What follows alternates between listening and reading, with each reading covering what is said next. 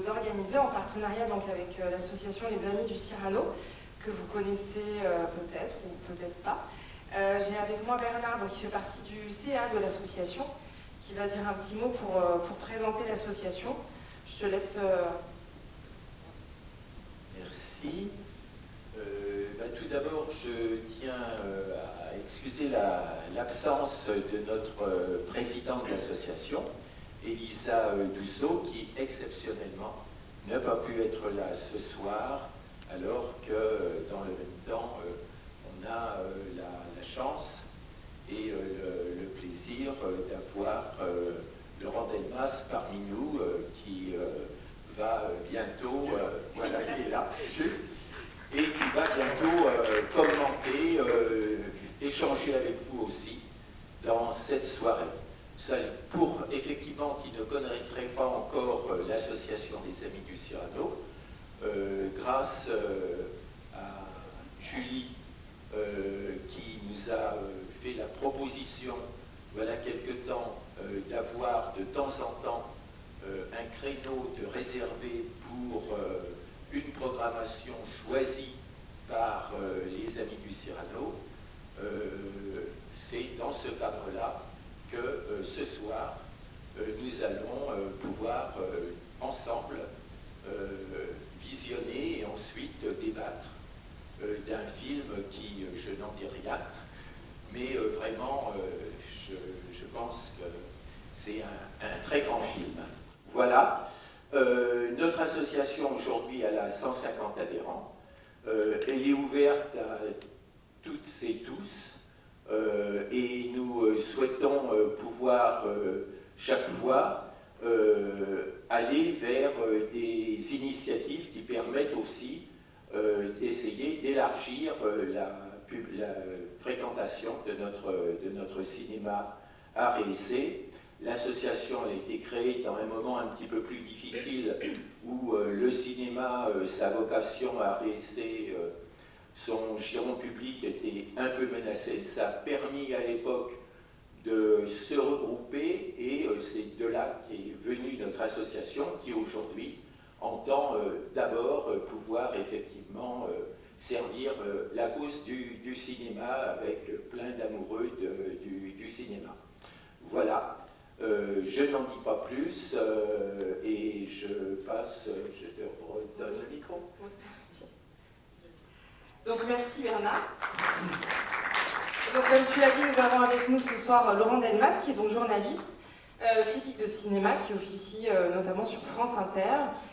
Voilà, vous avez écrit un livre sur Bertrand Tavernier, qui s'appelle donc Bertrand Tavernier, le cinéma et rien d'autre. Voilà. Et donc ce soir, on est là pour échanger autour du film Le Juge et l'Assassin. Merci, bonsoir. Je suis d'abord très heureux d'être là ce soir, et c'est pas une formule de politesse, parce que je découvre cette salle, je découvre Montgeron, je ne vous le cache pas, je trouve cette salle très belle, et j'ai moi un appétit de découvrir les salles de cinéma, parce que je crois que quand qu'on partage et qu'on pratique cette religion laïque qui est celle de la salle de cinéma, on aime voir où se déroule le culte. Et là, vous avez une très belle salle de culte. Donc, je suis heureux de la découvrir, je suis heureux qu'on partage un moment comme ça, une célébration qui est forcément celle de la projection d'un film sur grand écran, parce que vous savez que le lieu du cinéma, c'est le grand écran. Après, il y a des petites choses chez soi, comme ça, qui fonctionnent, où il y a des images, mais le vrai cinéma, il est là et nulle part ailleurs. Donc je vous félicite de pratiquer le culte. Il faut impérativement poursuivre ça et faire en sorte que ce que nous faisons ce soir demeure. Et vous savez que, de ce point de vue-là, la France est un lieu béni, une exception extraordinaire quant au nombre de salles présentes sur le territoire. Ça n'est nulle part ailleurs, ni aux États-Unis, ni en Russie, ni en Inde, nulle part. nulle part vous ne trouvez de pays où il y a autant de salles de cinéma. Donc ça c'est extrêmement réjouissant, mais il faut évidemment préserver ce trésor national-là et le classer, oui, au patrimoine mondial, au moins de notre humanité. Donc bravo encore d'être là. Il y a une chose que je déteste par-dessus tout, c'est qu'on me parle d'un film avant que je le voie. Donc je ne vais pas vous infliger ce que je déteste qu'on me fasse. Le juge et l'assassin, Bertrand Tavernier, c'est un film qui date d'il y a 50 ans, mais vous allez le voir, il nous parle beaucoup. Alors moi je vous en parlerai un petit peu après, et surtout j'aimerais bien qu'on en parle ensemble après. Bon film. Merci, bonne projection. Il ne s'agit pas d'en faire un film militant, au sens où ce sera un tract pour l'abolition de la peine de mort, mais on voit bien quand même que le cinéma de Bertrand Tavernier, avant 1981, brasse un certain nombre de sujets qui interpellent la société française à ce moment-là, puis après 81, il continuera à en aborder d'autres, mais il continuera effectivement à avoir cette sensibilité. Je ne sais pas si vous vous souvenez, mais le film, son premier film, L'Horloger de Saint-Paul, commence par une scène qu'on peut croire qui est en partie joyeuse, conviviale et même gourmande, puisqu'elle se passe dans un bouchon lyonnais, un de ces bistrots lyonnais qu'affectionnait Bertrand Tavernier, et qu'il y a là l'horloger de Saint-Paul joué déjà par Philippe Noiret, et puis une table totalement masculine, c'est une autre histoire, et tout d'un coup la discussion dérive sur la peine de mort parce que l'un d'entre eux, l'un des convives, vient de dire qu'il avait créé une association qui s'appelle l'APATMO et qui consiste à plaider pour la représentation télévisuelle des exécutions par peine de mort en France. Ce qui évidemment est une aberration complète. On débat même alors de qui pourrait présenter l'événement et le nom de Léon Zitrone arrive. Enfin, on voit bien que c'est une scène de farce, comme Bertrand Tavernier aimait aussi à en faire, mais que bien évidemment, l'horloger datant, alors là encore plus avant de l'abolition de la peine de mort, il s'agit en tous les cas pour Tavernier d'un sujet évidemment éminemment important.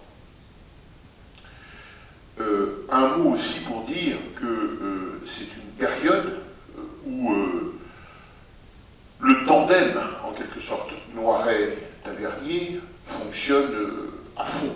C'est-à-dire qu'il y a eu l'Horloger de Saint-Paul, il y a le juge et l'assassin, il y a Coup de torchon, que la fête commence. Un peu plus tard, La vie et rien d'autre. Alors évidemment, vu la personnalité au moins de certains de ces héros, comme celui de Coup de torchon ou comme celui du juge et l'assassin, on peut difficilement faire de Philippe Noiret l'Antoine Doinel de Bertrand Tavernier, parce qu'on voit bien quand même que ce ne sont pas que des figures évidemment positives dans l'esprit de Tavernier.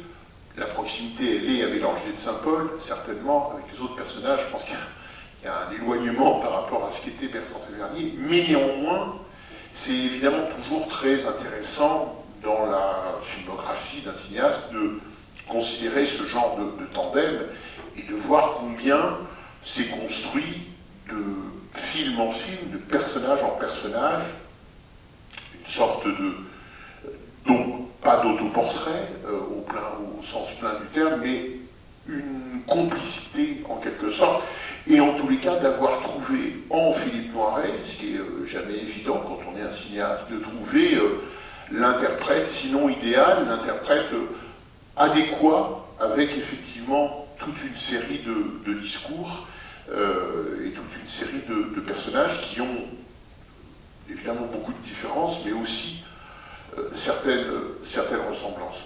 Cette complicité ne durera pas jusqu'au bout pour des tas de raisons. Philippe Dorréton prendra un peu le relais sur certains rôles. On peut concevoir un autre tandem avec Tavernier et Dorréton. Mais évidemment, c'est toujours un aspect qu'on peut considérer, ce genre de complicité. Et puis là, pour non pas épuiser le sujet, des acteurs et du casting, vous aurez évidemment reconnu Michel Galabru. Alors, c'est presque le cas d'école du second rôle franchouillard, spécialiste des personnages dans des comédies et des films dont quand même une bonne partie n'est même pas à sauver. Peut-être que le haut de gamme, ce serait, vous voyez, les gendarmes à Saint-Tropez, donc on n'atteint quand même pas un niveau de qualité et d'excellence extraordinaire. Mais il faut bien se représenter qu'à l'époque, vraiment, Galabru, enfin, en tous les cas, ce n'est pas à hauteur du cinéma que fait Bertrand Tavernier, et encore moins du cinéma d'auteur français en général. Le fait, pour Tavernier, de faire venir cet acteur relève évidemment d'un choix parfaitement assumé, revendiqué, et qui est très très intéressant évidemment, parce que ce que réussit à faire Galabru avec tous ses excès, avec ce presque cabotinage à certains moments, mais on voit bien que ça colle parfaitement avec le propos, qui est de faire effectivement de ce personnage un fou intéressant. Voilà. Et qu'il y a une palette incroyable de ressentis chez Galabru qui fait que, évidemment, il y a une empathie du spectateur, quoi qu'il en soit, quoi qu'il ait fait, et Dieu sait s'il a mal fait, mais que c'est en partie seulement, l'acteur Galabru qui parvient aussi à générer ça. Et que de ce point de vue-là, évidemment, la performance, j'aime pas beaucoup ce mot, mais de Galabru dans ce rôle-là est absolument remarquable. Alors, je diverticule comme ça, j'aurais pu commencer par le commencement, qui est évidemment la question de savoir pourquoi est-ce que Tavernier s'intéresse à cette histoire, au-delà juste du thème, par exemple, de la peine de mort. Il faut savoir que l'affaire Bouvier, puisque c'est l'affaire Bouvier, l'affaire Vacher, pardonnez-moi, le véritable personnage dans la vraie vie, comme on dit, s'appelait Vacher, et non pas Bouvier. Les scénaristes ne sont pas trop foulés, pour passer de l'un à l'autre. Cette affaire-là est une affaire judiciaire qui a fait couler beaucoup d'encre, tant et si bien que le père de Bertrand Tavernier, René Tavernier, qui était un grand intellectuel français, fondateur d'une revue littéraire, résistant à Lyon, etc., a lui-même, avant son fils, donc, écrit sur l'affaire Vacher. C'est vraiment un personnage qui a intéressé et dont la postérité, en quelque sorte, a été très, très forte. Et quand Tavernier s'empare de l'affaire, il a derrière lui, avec lui, parfois peut-être contre lui, une immense littérature. Alors il fait ce scénario avec quelqu'un qui est extrêmement important, et pour le cinéma français, et pour Bertrand Tavernier, qui s'appelait Jean Orange, qui est maintenant décédé, et qui a constitué, durant des années, majoritairement les années 50 et 60, un duo, un tandem d'auteurs avec Pierre Bost. Tant et si bien vous savez, c'est comme Bakri Jaoui, au bout d'un moment, il y a une marque comme ça, c'est Orange et Bost. On ne sait plus trop où il faut mettre le L, c'est Orange et Bost. Bon. Ce qui est intéressant, c'est que ce tandem, ce duo Orange et Bost, a été l'une des bêtes noires de la nouvelle vague. Truffaut a eu des mots très durs contre ces deux écrivains de cinéma, qu'il a en partie regretté par ailleurs. On ne va pas écrire ce soir l'histoire de la nouvelle vague et des distances, certaines distances qu'il faut prendre avec son histoire, tout en gardant peut-être le meilleur. Mais ce qui est intéressant, c'est que dès dès l'Horloger de Saint-Paul, Tavernier fait appel à ce tandem. Là, il n'y a plus que Orange. Bost a disparu entre-temps. Mais on peut considérer que l'appel à ces deux hommes, et puis à cet homme uniquement, constitue non pas une déclaration de guerre à l'égard de la Nouvelle Vague, parce que je rappelle quand même que Bertrand Tavernier a été l'attaché de presse d'un certain film qui s'appelle Pierrot le Fou, que c'est lui qui a insisté pour que Louis Aragon et Elsa Triolet viennent assister en avant-première à une présentation de Pierrot le Fou sur les Champs-Élysées, et que Louis Aragon en a écrit à partir de là un texte superbe sur Pierrot le Fou. Donc c'est dire si Bertrand Tavernier n'est pas un anti-Nouvelle Vague frénétique. Il a participé à sa place à la promotion notamment de ce film majeur de la Nouvelle Vague qui est Pierrot le Fou. Mais c'est pas innocent que justement l'attaché de presse de Pierrot le Fou, quand il fait son premier film, L'Horloger de Saint-Paul et les suivants, il fasse appel à cette Orange chez Bost, puis cette Orange, pour écrire le scénario.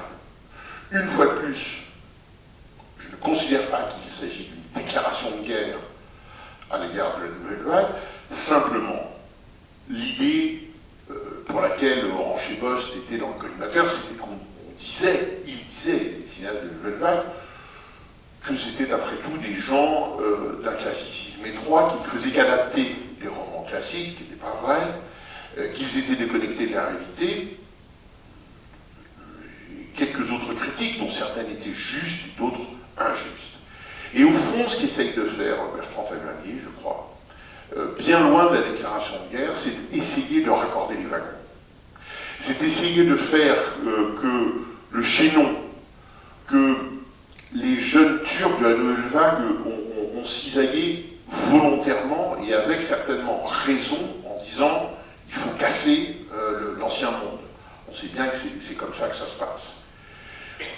Mais qu'au bout d'un moment, c'est-à-dire concrètement 20 ans après, au bout d'un moment, il fallait non pas passer l'éponge, mais voir combien finalement l'histoire du cinéma français et de ses différents cinéastes pouvait se lire beaucoup plus comme un continuum que comme une rupture majeure de la Nouvelle Vague qui aurait fracturé le cinéma et qui aurait eu un avant et un après.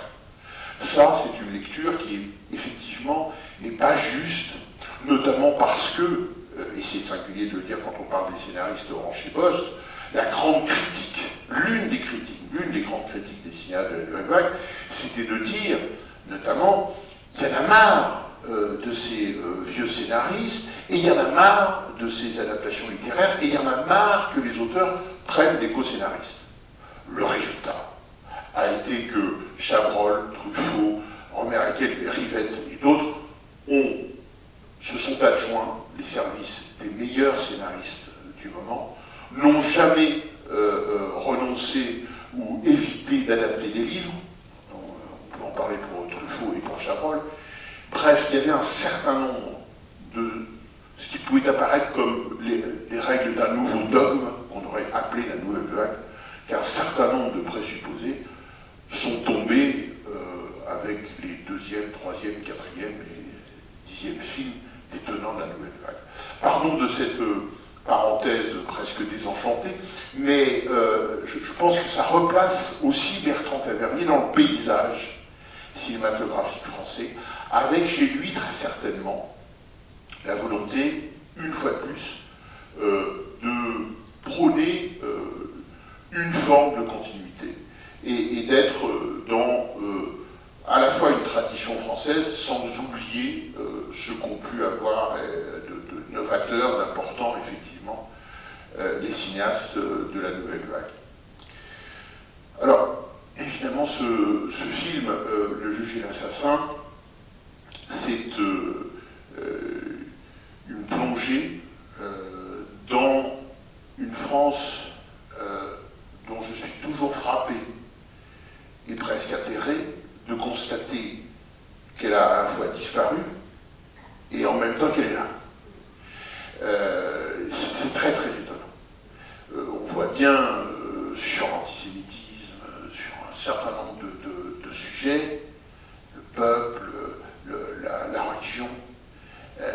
là, je n'aime pas ce mot, modernité, du juge et l'assassin, mais 50 ans plus tard, on aurait aimé pouvoir se dire que tout cela était passé.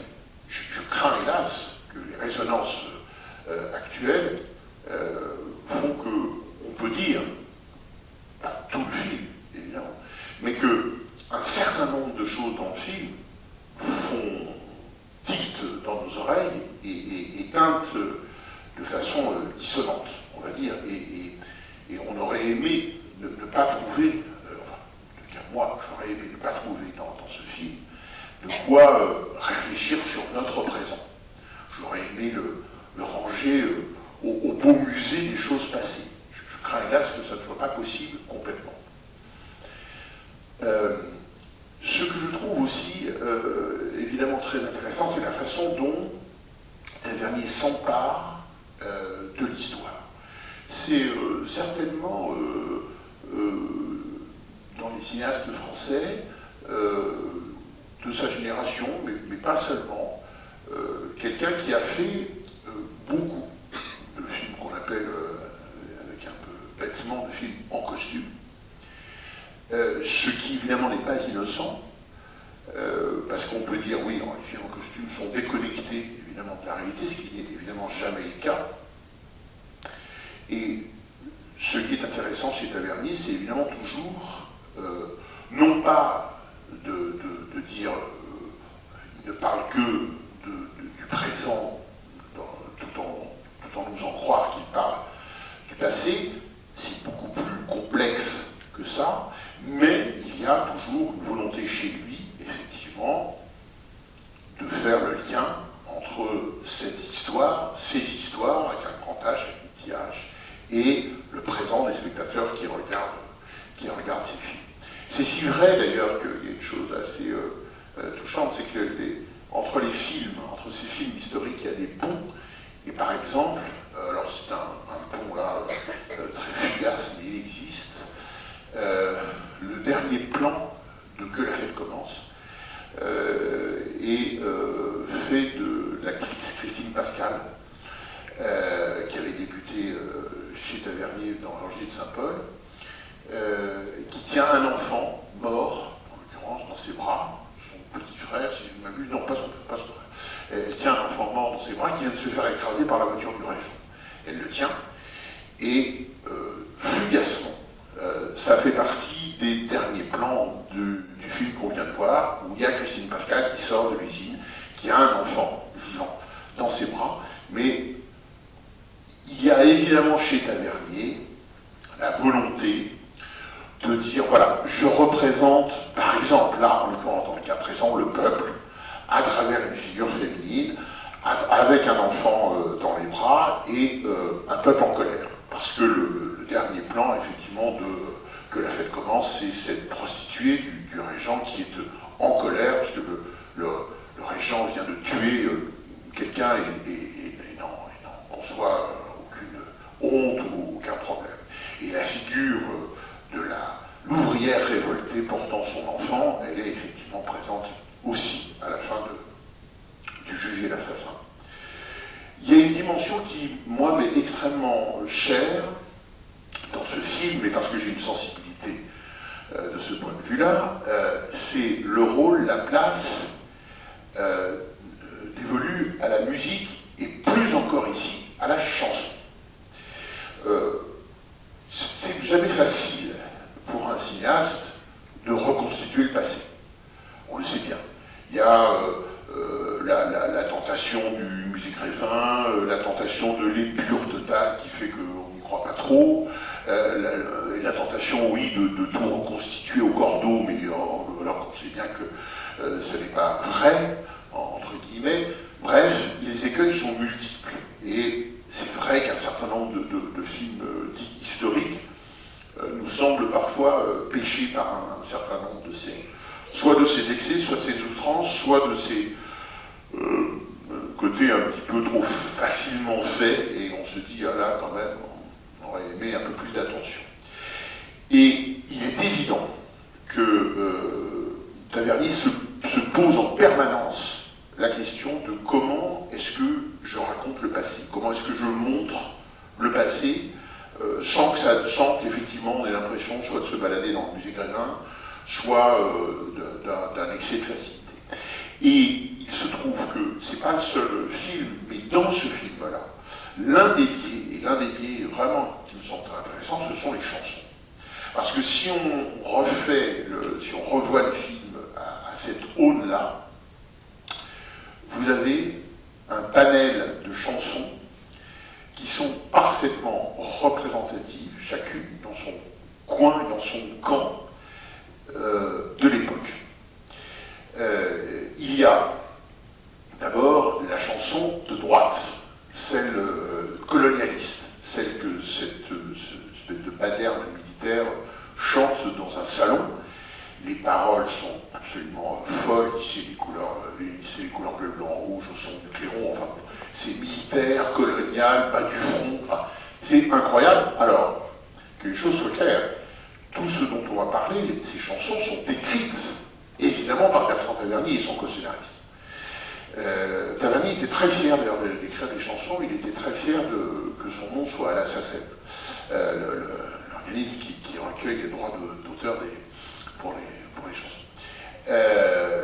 Et donc, ce ne sont pas des chansons reprises, ce sont des chansons créées. Et c'est ça qui est très intéressant, c'est-à-dire que c'est un à la manière d'eux, mais qui sonne absolument juste, absolument pertinent. Leurs musiques sont composées par Philippe Sard, c'est l'un des musiciens, voire le musicien attitré, l'un des grands musiciens attitrés en l'occurrence de Tavernier, c'est le musicien aussi de Claude Sautet, vous savez, Les choses de la vie, etc. Vous le voyez d'ailleurs dans le film parce que c'est lui le premier pianiste dans ce salon bourgeois de droite où on entend cette chanson absolument caricaturale, mais absolument réaliste. C'est-à-dire que c'était des chansons faites par quelqu'un qui s'appelait notamment Paul Déroulède, et c'était exactement ça.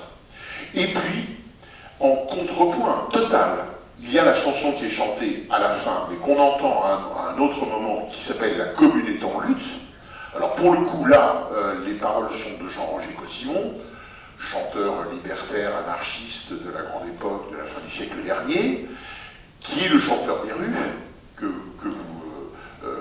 vous avez vu. Pardon, je fais un amalgame.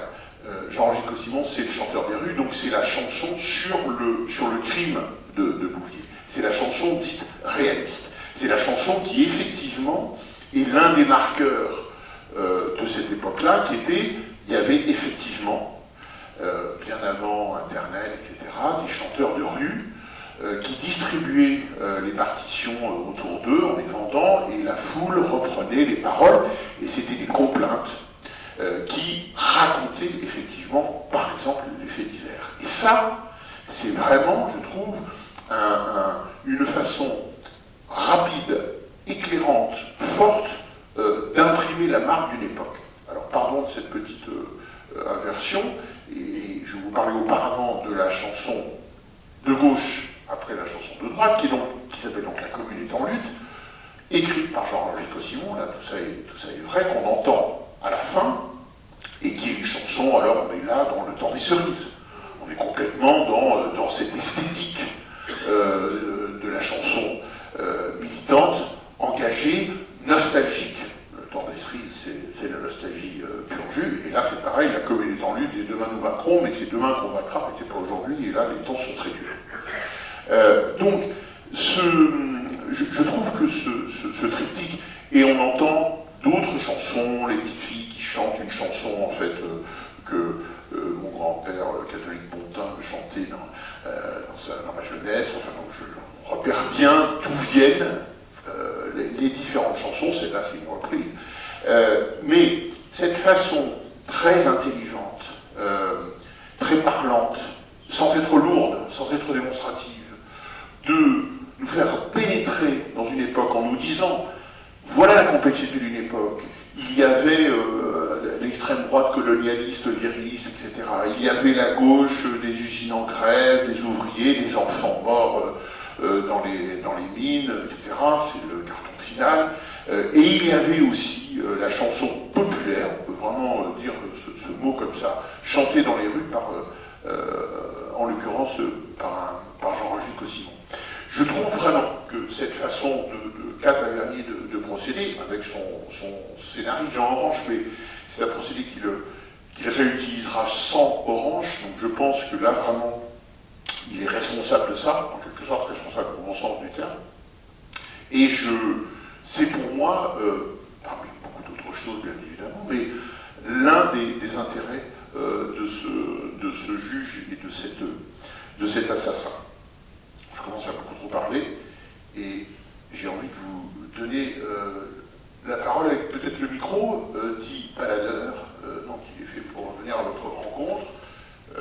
Je sais par expérience, voilà, j'allais faire une mauvaise blague en disant qu'on pouvait passer à la seconde question s'il n'y avait pas une première, mais vous êtes là, la première est à vous. Ou question, enfin ce que vous voulez. Bonsoir et Bonsoir. merci d'être venu. C'est pas un chemin de croix. Ça aurait été mieux si la salle avait été pleine à craquer. On est entre nous. On est entre nous. Moi, j'essaye de me placer, je ne suis pas historien, mais je me demande ce que pense un historien d'une telle présentation de cette époque-là. C'est-à-dire qu'on voit dans le film qu'il y a un dosage assez déséquilibré. En effet, on voit beaucoup de personnages qui sont, on va dire, réactionnaires, qui sont colonialistes, suprémacistes, masculinistes, tout ce qu'on veut. Bon. Et ça prend, mis à part les chansons, effectivement, au milieu du film, on a une chanson de rue qui rééquilibre un peu, mais enfin, on se rend compte que juste à la fin, pratiquement, dans les dernières minutes, on voit effectivement les ouvriers qui sont en grève apparemment, et puis l'armée qui arrive et qui est prête à tirer sur la foule. Bon. Donc il y a ce déséquilibre. Alors, à un moment donné, je me dis, mais est-ce que c'est pas trop caricatural, en quelque sorte, voilà, notamment avec la chanson de ce militaire là, au cours de la soirée. Et donc, je me dis que si aujourd'hui, on devait faire un film montrant, et malheureusement, vous disiez qu'on n'a pas, peut-être, beaucoup de gens n'ont pas tiré les leçons de l'histoire, ou ce leçon d'histoire qui a été tiré, ce qu'on ne tirera de leçon d'histoire, justement. Et donc, aujourd'hui, on le ferait peut-être différemment, c'est-à-dire qu'on aurait peut-être des alternances dans le film entre les gens qui sont, on va dire, racistes, qui sont, etc., qui ressemblent à ce qu'on a vu, peut-être pas à ce point-là, enfin, qui seraient de ce côté-là, on va dire. Et puis on verrait certainement aussi, bien sûr, les autres qui s'opposent à cette forme de comportement vis-à-vis de la société, vis-à-vis des immigrés, j'en passe. Donc voilà, c'est ma réflexion, c'est par rapport à l'historien, est-ce qu'un historien, il serait, qui est spécialiste de cette époque, il serait d'accord avec un tel dosage, une telle présentation? Merci. J'ai pas de réponse, n'étant pas historien moi-même, même si j'aime beaucoup l'histoire, mais j'ai pas de réponse scientifique à vous apporter. Ce que je sais en tous les cas, c'est que sur notamment les films sur la guerre de 14-18, et notamment sur La vie et rien d'autre, mais aussi sur Conan, Taverny s'était entouré de l'avis de spécialistes et qui avaient en quelque sorte validé ces films de ce point de vue-là. L'autre réflexion que j'ai envie de mener par rapport à ce que vous dites, qui me semble tout à fait pertinent, c'est que, alors, un film de fiction ne peut pas être un livre d'histoire. Ça, je crois que on sera tous d'accord pour le dire. Vous avez en ce moment un exemple tout à fait probant, et je pense qu'on peut tirer plusieurs lignes de comparaison. Le film de Xavier Galloli sur Jean Luchère, 3h20. Pendant 3h20, on voit des collabos. On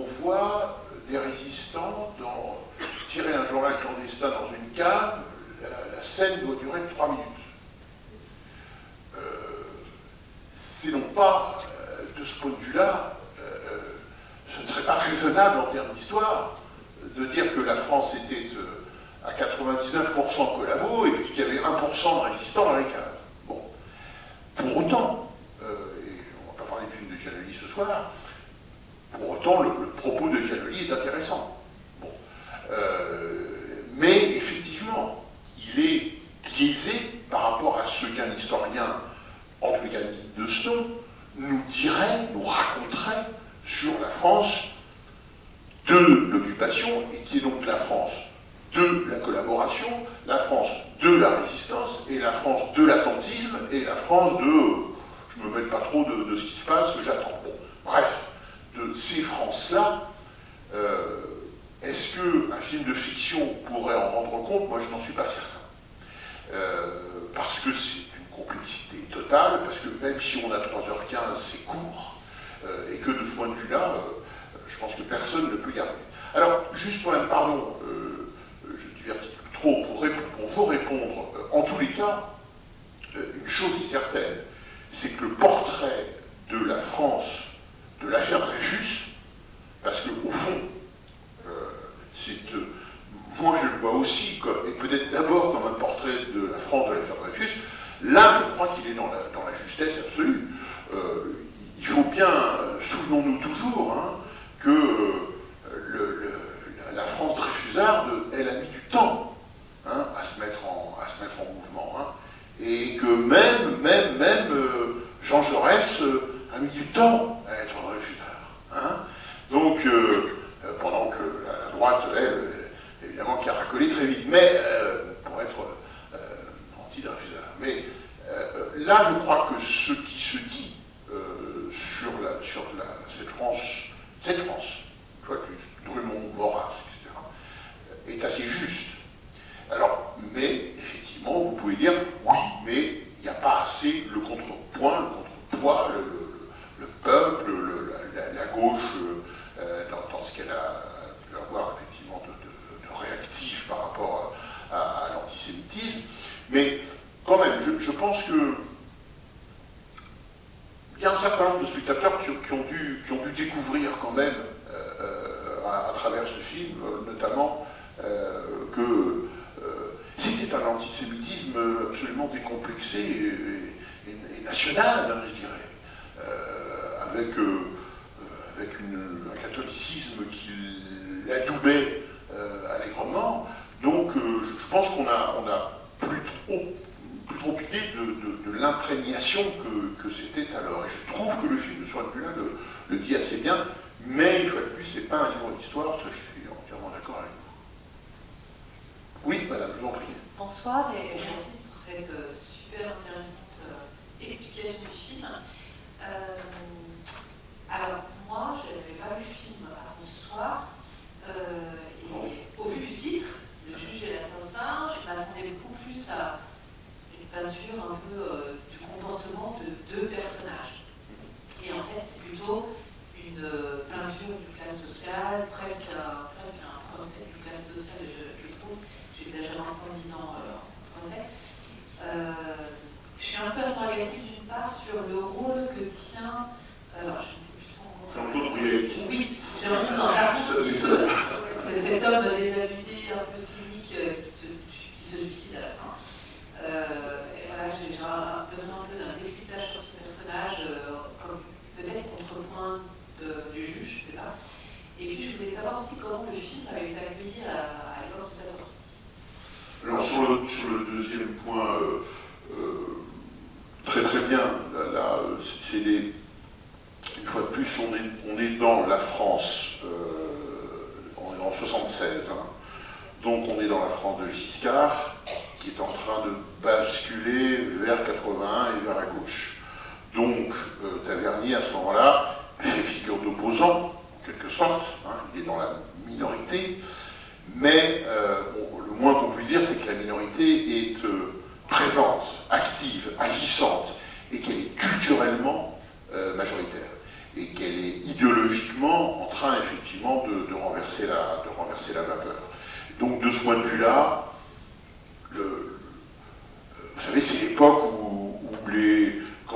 passe, alors c'était un peu avant, mais quand on passe Z de Costa Gavras, les gens se lèvent et applaudissent à la fin de la projection.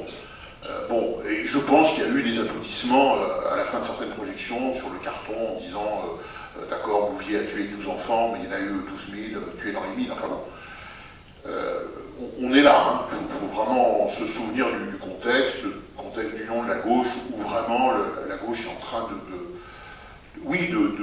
devenir culturellement hégémonique, quoi. Bon, donc c'est l'accueil, il est bon, en tous les cas pour le public visé. Hein, c'est toujours ça le problème, c'est qu'effectivement le problème, pas le problème, mais c'est que on voit bien à qui ça s'adresse. Voilà.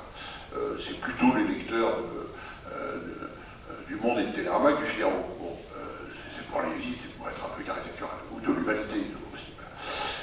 Bon. Et du coup, j'en ai... Oui, pardon. Alors, le personnage de Brienne, moi, je le trouve très intéressant. D'une part, parce que ça nous remet sur la discussion précédente, mais justement sur la volonté quand même d'être un peu chromatique. Et là, il y a une couleur de la droite qui est...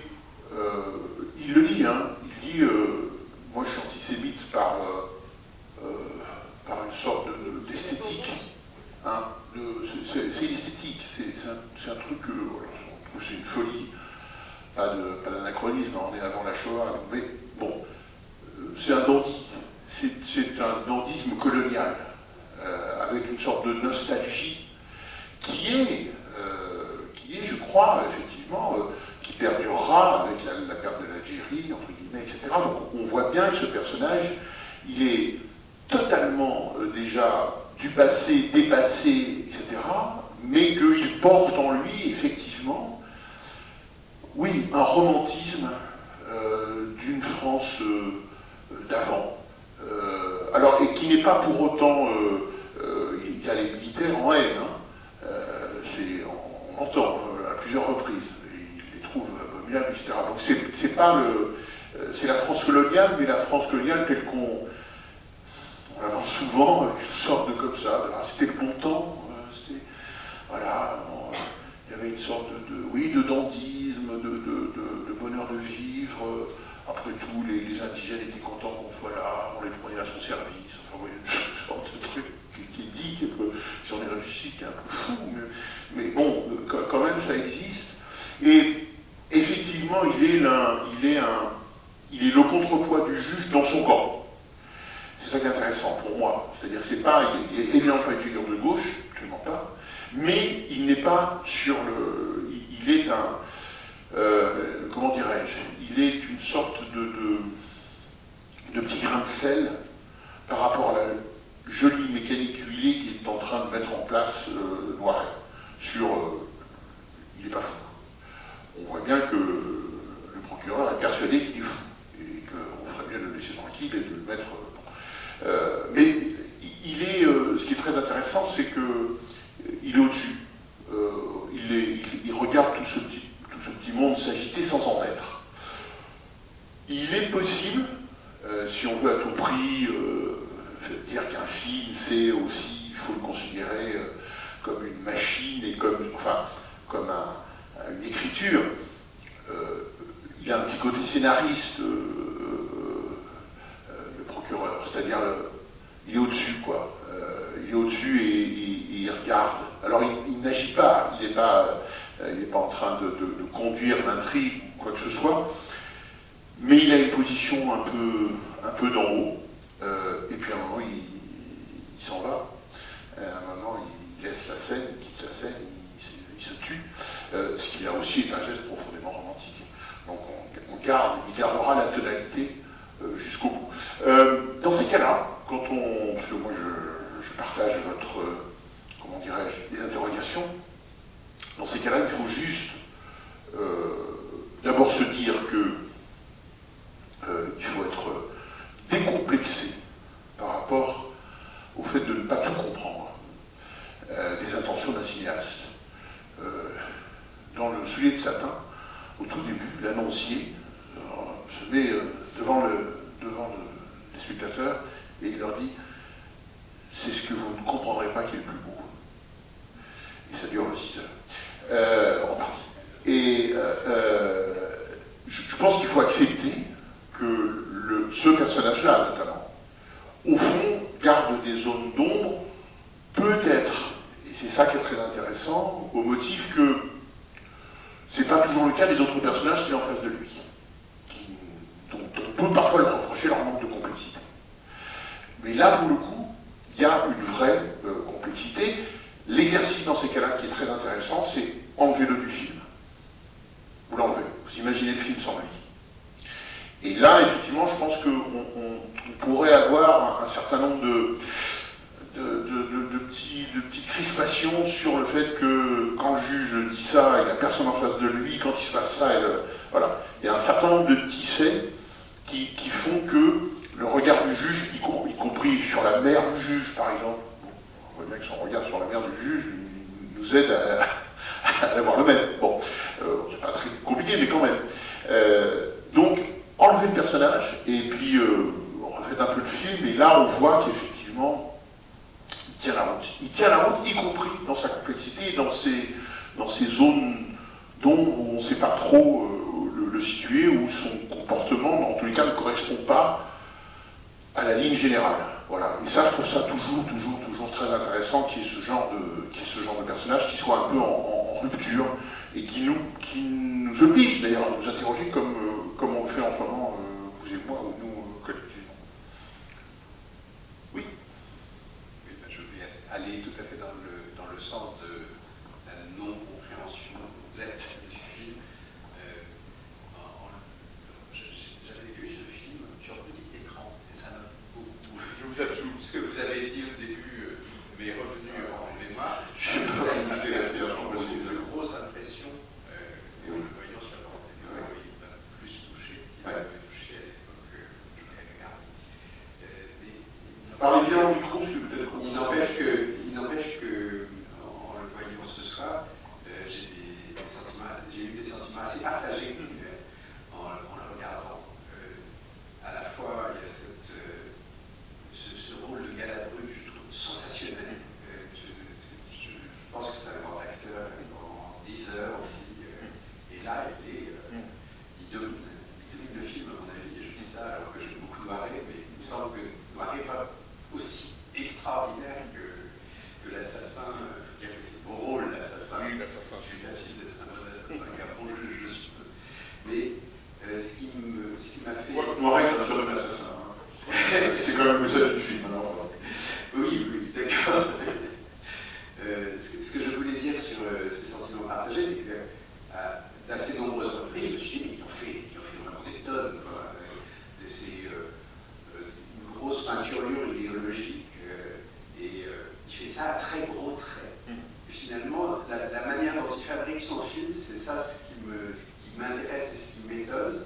Je ne veux pas tenir le micro trop longtemps, mais il y a un autre élément qui m'a surpris de ce point de vue de la manière de fabriquer, c'est la chanson de Cossimon quand il chante dans la rue. D'accord, ça ressemble à de la chanson de rue de cette période-là, mais en même temps c'est fait comme une espèce de collage, c'est-à-dire que le son est en dehors de la scène.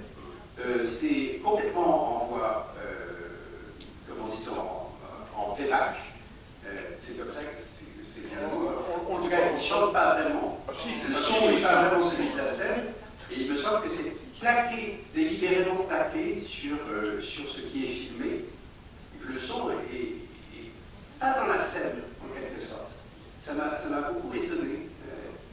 Je vois des tas d'autres choses dans le film qui m'ont fait cette même impression un peu de collage, de morceaux qui sont mis les uns à côté des autres et qui font que c'est pas un film dont j'aurais envie de dire que c'est un film réaliste, par exemple. Oui, ça, bon, c'est une chronique, enfin, je pense qu'on pourrait, alors là, il est beaucoup trop tard pour entamer le débat là-dessus.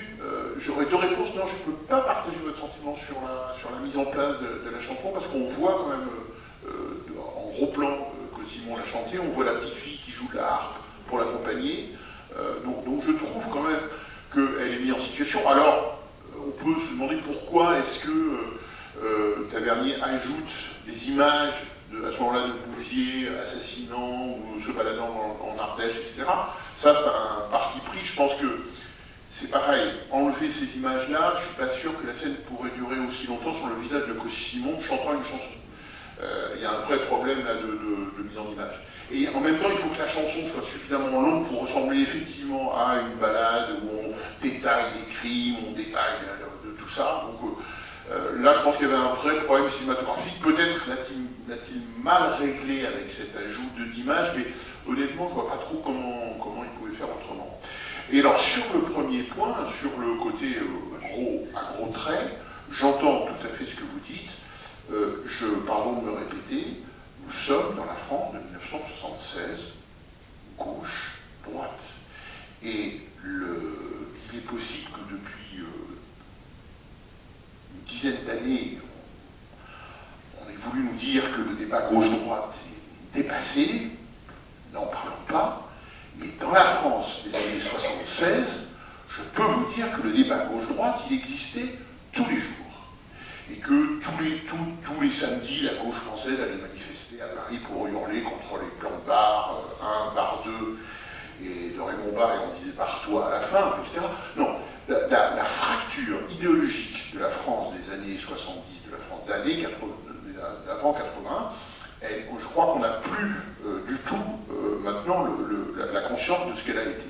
Et ce film, avec d'autres, et pas que ce film-là, mais il n'y avait pas que Tavernier dans ce registre-là, mais très franchement, il accompagne une France qui est coupée en deux.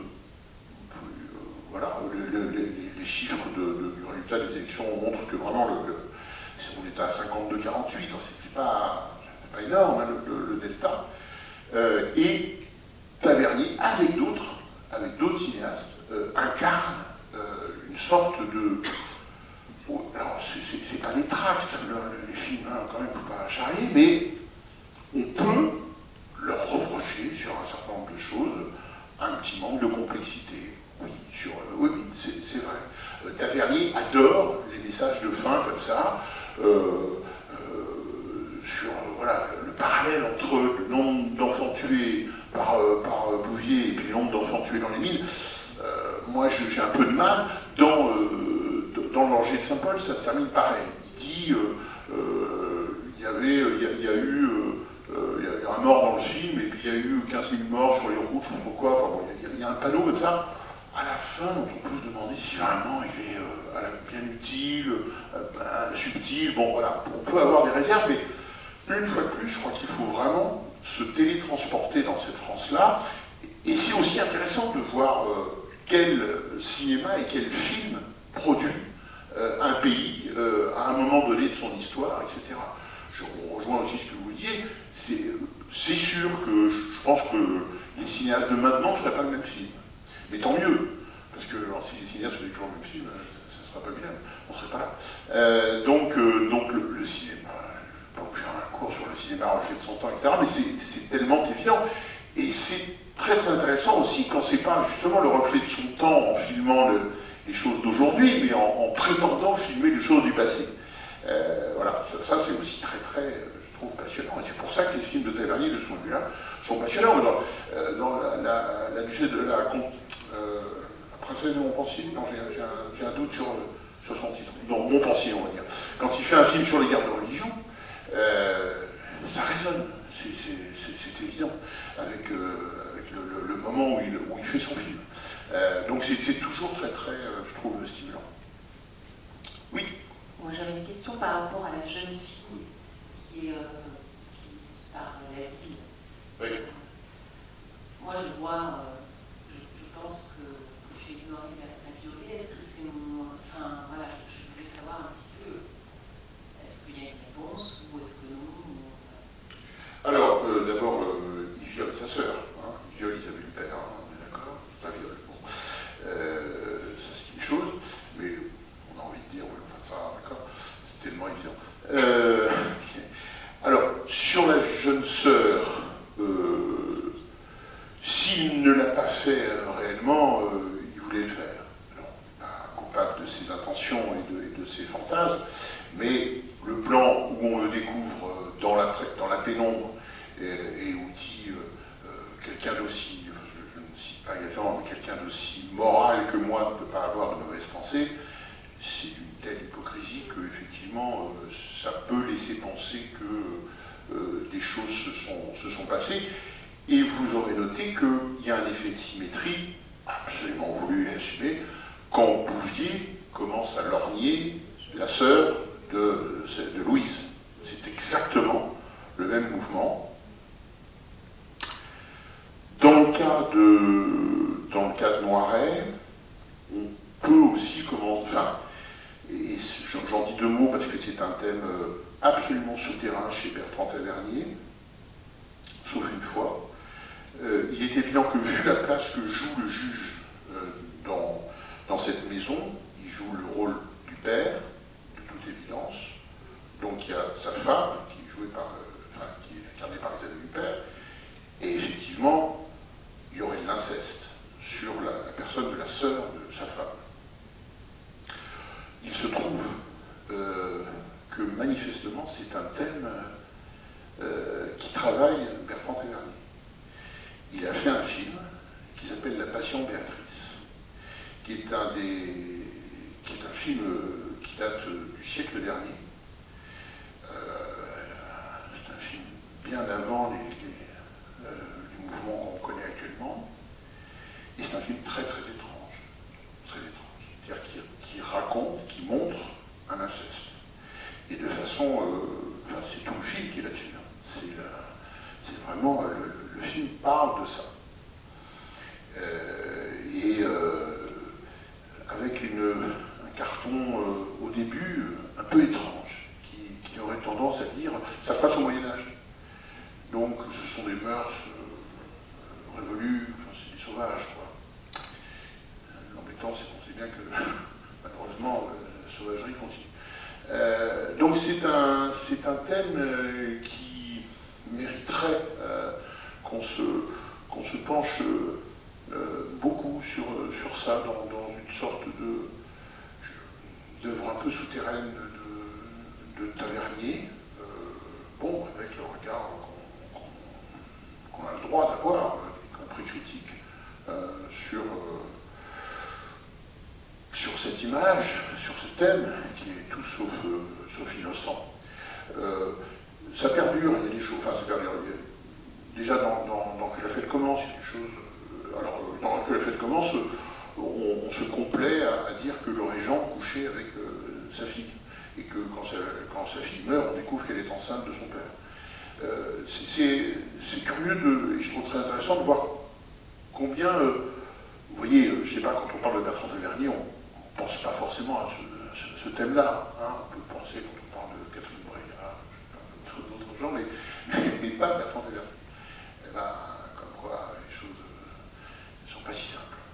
Et que, effectivement, à plusieurs reprises, et je vous dis de façon, allez, on va employer des mots légers, de façon complexe. Tu veux peut-être parler de domination en même temps? Enfin, voilà, c'est... Oui, il y a... Non, mais oui. Alors, et en même temps, et c'est ça qui est intéressant, c'est qu'il y a une lente montée, sinon du féminisme, du moins de la place des femmes et leur rôle effectif, etc., dans le cinéma de Tavernier. C'est un cinéma qui part d'une histoire d'homme presque sans femme, mais où la femme est incriminée, en quelque sorte, tenue un peu responsable d'un crime, c'est l'enjeu de symbole. Et progressivement, les personnages féminins vont envahir, au bon sens du terme, le cinéma de Tavernier, jusqu'à devenir des figures principales, comme dans Une semaine de vacances, avec Nathalie Baye, ou comme dans Un dimanche à la campagne, avec Sabine Azéma.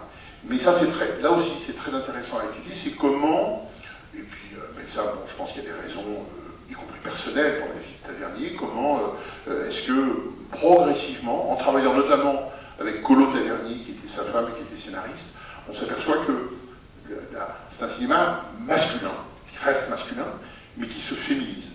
Je vous invite à voir, il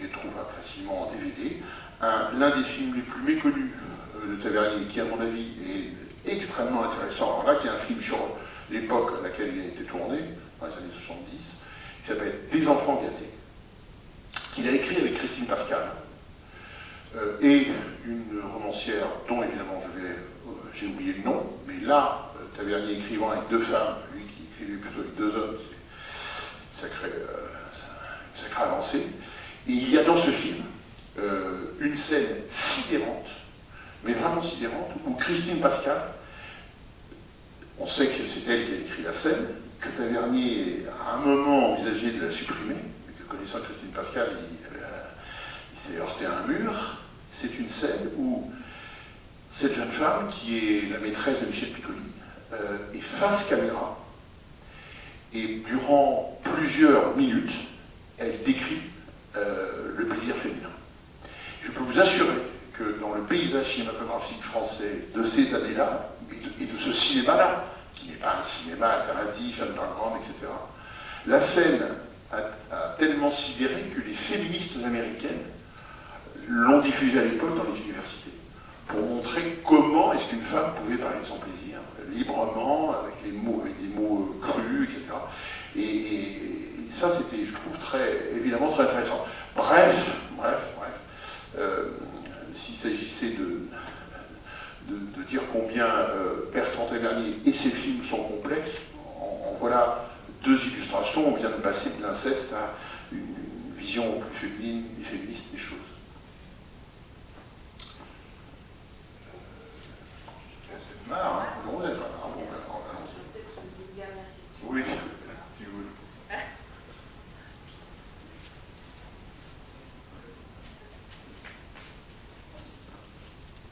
Oui, j'avais une dernière question, j'arrive pas à me faire l'idée sur la culpabilité donc, de M. Vacher. Vous avez parlé que finalement le père de M. Tavernier avait écrit un livre. Donc est-ce qu'on en sait plus finalement? Ah non, mais alors ça, qu'il soit coupable, c'est à 250% avéré. Oui. Non, alors, après, il y a un truc assez intéressant dont Tavernier joue un peu. C'est le serial killer. Au bout d'un moment, on finit par se demander si on ne lui raconte pas tous les crimes de la Terre. Bon.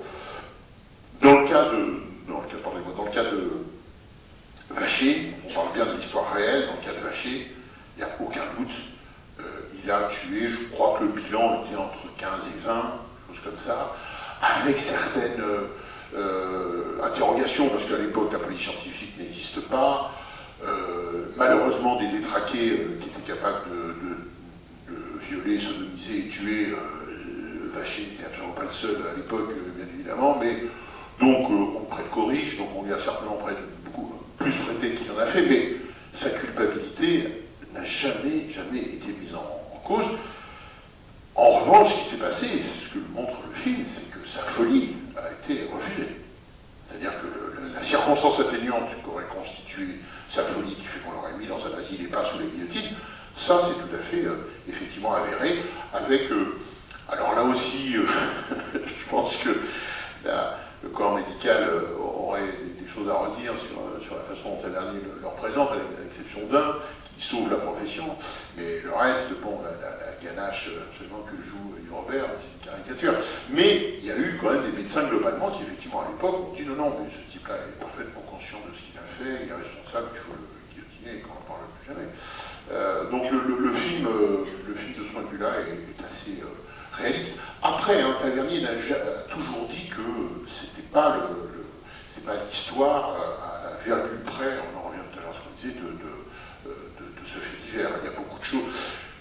La différence fondamentale, sur laquelle je n'ai peut-être pas insisté, on en a parlé un peu tout à l'heure, c'est que le personnage de Galabru, il est 10 fois plus intéressant que devait être ce pauvre type, ce salaud abominable qui était Vacher. Voilà, il y a beaucoup de chance, Vacher, d'avoir été interprété par Michel Galabru. Je pense que ça l'humanise comme il n'a jamais été, ça c'est clair. Et qu'il y a un jeu sur sa profération, sur la calotte, etc. Il n'y a pas de témoignage que Vacher était un tel poète de l'érudition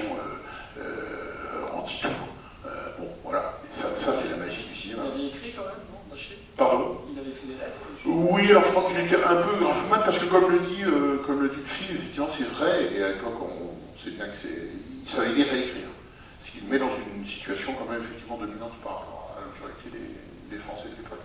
Oui, alors je crois qu'il y avait un peu de graphomanie, et l'histoire, il me semble que l'histoire effectivement de publier ma lettre, enfin, c'était plutôt des lettres courtes, comme il fait à la France, Dieu, maître, etc. Voilà, je ne crois pas qu'on pouvait en faire un livre entier. Mais il y a eu des... Moi, j'ai eu en main un bouquin de 1000 pages sur l'affaire Vachine, hein, et qui date d'il y a une dizaine d'années.